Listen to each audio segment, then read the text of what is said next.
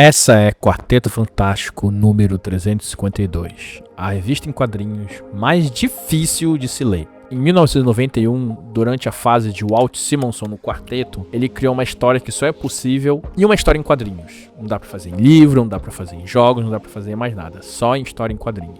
Mas o que faz essa história ser tão complexa de ler? Ela tem duas linhas temporais ao mesmo tempo.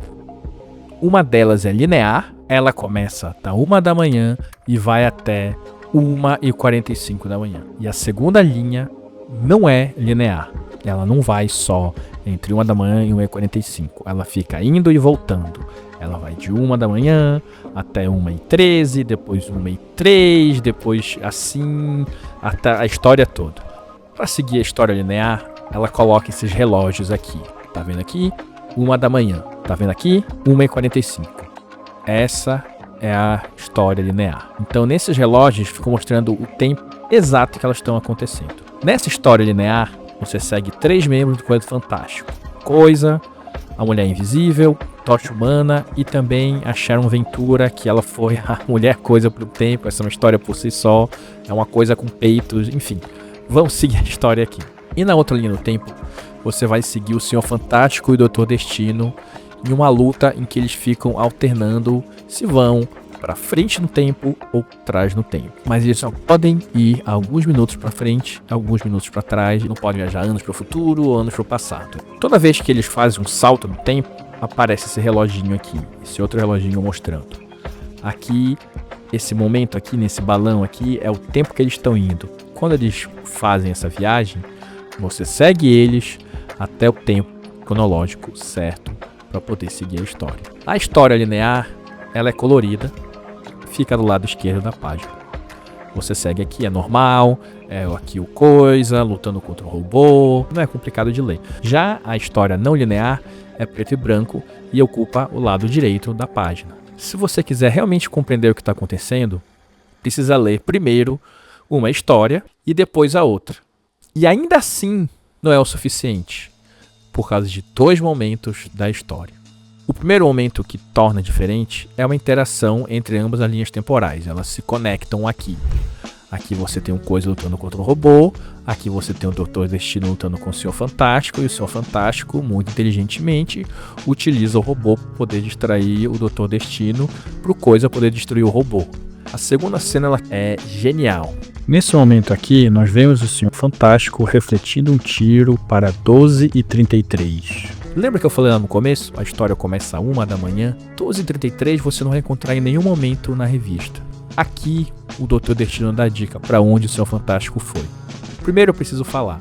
Na história anterior, o Doutor Destino capturou todos os membros do Quarteto Fantástico e o Senhor Fantástico estava preso em um lugar que ele não conseguiu sair. Momentos depois, mostra o Senhor Fantástico conseguindo fugir, o único membro que conseguiu fugir, e o Doutor Destino não sabe por quê. Ele achou estranho, mas tudo bem. Isso na edição anterior. Nem na edição anterior aparece como o Senhor Fantástico fugiu. Onde é que está essa resposta? Para onde ele foi? Será que é um momento secreto e tudo mais? Não. A capa faz parte da história. Olha aqui o relógio. 12h33.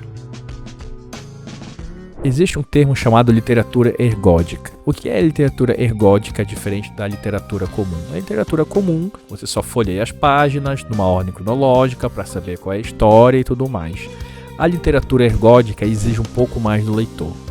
Nesse caso aqui, nós tivemos meio que um quebra-cabeça temporal para poder ler. A própria história você precisa ler 2 vezes na ordem cronológica aqui e na ordem cronológica aqui, e acompanhar e ver onde é que se interligam, como é que tal coisa interferiu ali, como é que isso aqui afetou aqui e tudo mais, e até mesmo para você usar a capa para poder entender a história, o que aconteceu com a história.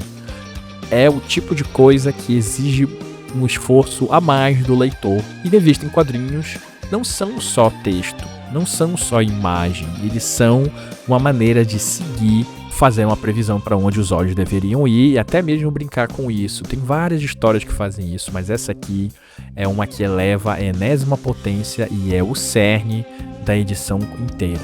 Então, com a literatura ergódica, o quão inteligente, o quão capaz, o quão focado é um leitor, mais ele extrai daquela história do que uma pessoa que só vai ler de qualquer jeito. Eu costumo falar mais nesse canal de videogame. Videogame é um meio interativo. É um meio interativo que torna ele único, diferente de qualquer outro meio.